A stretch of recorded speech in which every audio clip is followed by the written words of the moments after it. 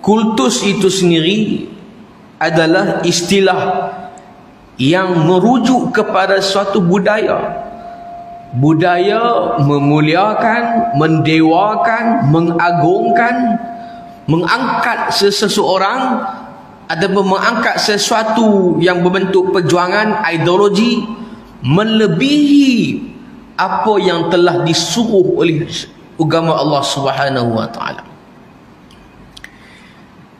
Mementingkan hal itu, membesarkan hal itu sehingga kita telah mengecilkan Allah Subhanahu wa taala.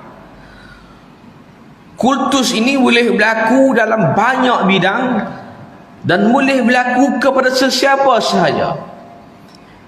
Baik dia muslim atau dia bukan muslim, baik dia Islam atau dia bukan beragama Islam. Bahkan kultus itu sendiri telah berakar menjadi barah dalam masyarakat, dan dia dimulai dengan suatu langkah yang kecil, iaitu dengan mencari pengaruh-pengaruh untuk membina pengikut-pengikut, menyemai akar ketaksuban itu sehinggalah sampai ke tahap mendewa-dewakan seseorang. Itu dinamakan sebagai kultus. Dalam catatan sejarah, tuan-tuan, kultus itu sendiri pernah berlaku dalam agama-agama lain, seperti agama Kristian misalnya.